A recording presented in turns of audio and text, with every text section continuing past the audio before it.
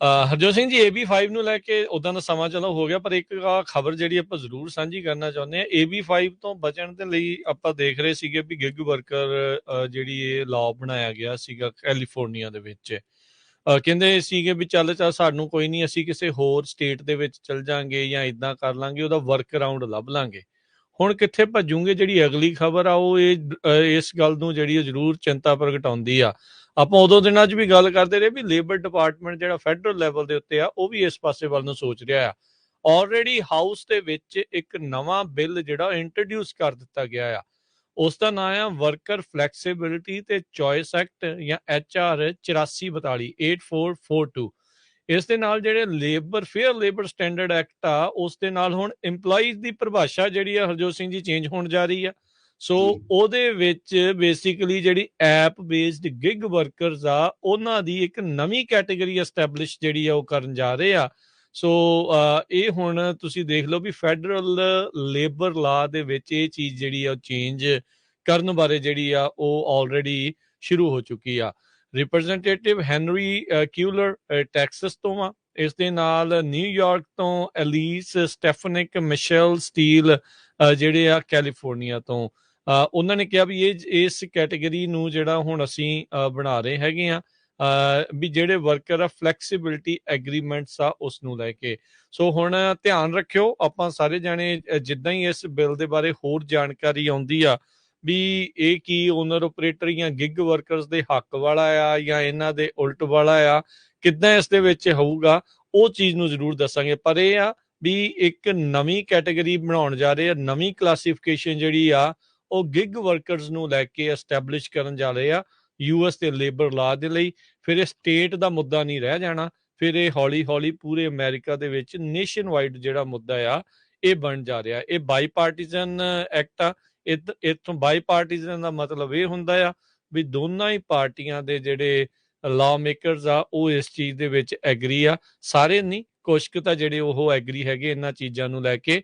ਸੋ Uber, ਡੋਰਡੈਸ਼, lift ਤੇ ਹੋਰ ਜਿਹੜੀਆਂ ਗਿਗ ਵਰਕਰਸ ਆ ਉਹ ਫਾਈਟ ਕਰ ਰਹੀਆਂ ਵੀ ਨਵਾਂ ਹੀ ਇੰਪਲੋਇਮੈਂਟ ਕੈਟੇਗਰੀ ਨਾ ਸਾਡੇ ਜਿਹੜੇ ਕੰਮ ਕਰਨ ਵਾਲੇ ਗਿਗ ਵਰਕਰਸ ਆ ਉਹਨਾਂ ਦੀ ਬਣ ਜਾਵੇ। ਉਹ ਗਿਗ ਵਰਕਰ ਹੀ ਰਹਿਣ ਦੇਣਾ ਚਾਹੁੰਦੇ ਆ, ਪਰ ਇਹ ਸਾਰੇ ਜਾਣੇ ਇਹਨਾਂ ਲੋਕਾਂ ਦੇ ਲਈ ਵੀ ਇਹਨਾਂ ਨੂੰ ਇੰਪਲੋਇਮੈਂਟ ਵਾਲੇ ਹੱਕ ਮਿਲਣ, ਇਸ ਚੀਜ਼ ਦੇ ਲਈ ਜਿਹੜਾ ਉਹ ਜਦੋਜਹਿਦ ਜਿਹੜੀ ਉਹ ਚੱਲ ਰਹੀ ਆ।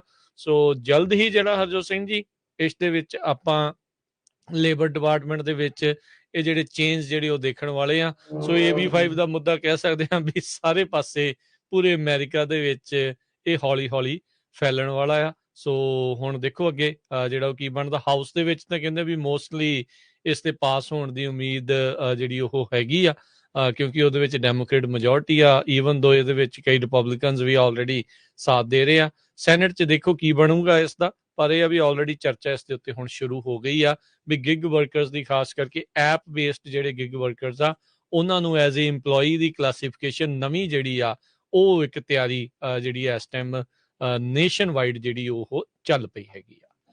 ਸਟਾਕ ਮਾਰਕੀਟ ਦੀ ਗੱਲ ਕਰਦੇ ਜਾਈਏ, ਅੱਜ ਲਗਾਤਾਰ ਦੂਜੇ ਦਿਨ ਸਟਾਕ ਮਾਰਕੀਟ ਉੱਪਰ ਗਈ ਆ, ਕਿਉਂਕਿ ਇਨਵੈਸਟਰ ਹੁਣ ਇਹ ਸੋਚ ਰਹੇ ਆ ਵੀ ਇੰਨਾ ਜ਼ਿਆਦਾ ਇੰਟਰਸਟ ਰੇਟ ਵਧਾਇਆ, ਸ਼ਾਇਦ ਆਉਣ ਵਾਲੇ ਸਮੇਂ 'ਚ ਫੈਡਰਲ ਰਿਜ਼ਰਵ ਬੋਰਡ ਇੰਨਾ ਇੰਟਰਸਟ ਰੇਟ ਨਾ ਵਧਾਵੇ। ਅੱਜ ਵੀ 300 ਤੋਂ ਵੱਧ ਪੁਆਇੰਟ ਡਾਓ ਜੋਨ ਇੰਡਸਟਰੀਅਲ ਉੱਪਰ ਗਿਆ ਹੈ।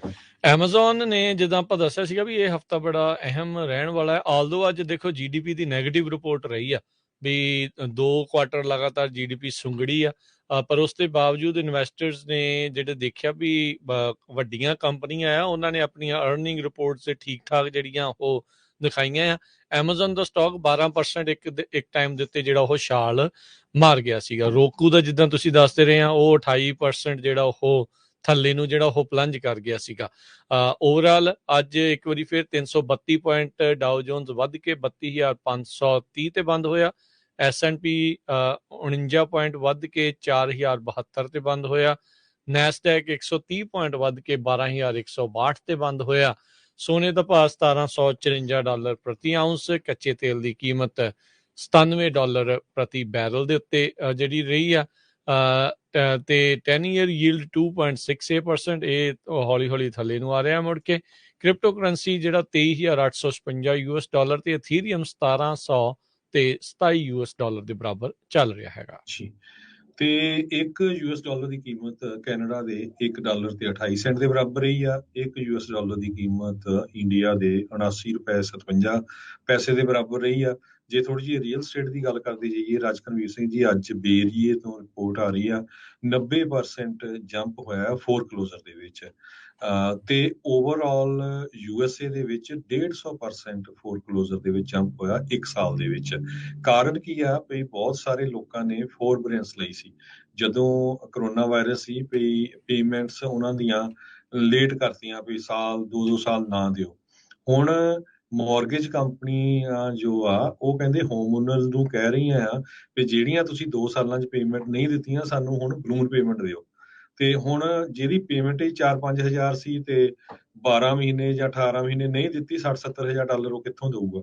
ਸੋ ਉਹ ਹੁਣ ਕਈ ਲੋਕਾਂ ਦੀਆਂ ਕਾਲਸ KRON ਚੈਨਲ 4 ਜੋ ਵੇਰੀਏ ਦਾ ਉਹਨੂੰ ਗਈਆਂ ਵੀ ਸਾਨੂੰ ਲੈਂਡਰਸ ਕਾਲਾਂ ਵੀ ਕਰ ਰਹੇ ਆ ਤੇ ਚਿੱਠੀਆਂ ਵੀ ਭੇਜ ਰਿਹਾ ਵੀ ਸਾਨੂੰ ਬਲੂਨ ਪੇਮੈਂਟ ਦਿਓ, ਜਿੰਨੀਆਂ ਤੁਸੀਂ ਪੇਮੈਂਟ ਮਿਸ ਕੀਤੀਆਂ ਸੀਗੀਆਂ, ਤੇ ਨਹੀਂ ਤਾਂ ਫਿਰ ਤੁਹਾਡੀ ਅਵਿਕਸ਼ਨ ਹੋਊਗੀ, ਘਰ ਫੋਰਕਲੋਜ਼ਰ 'ਚ ਜਾਊਗਾ।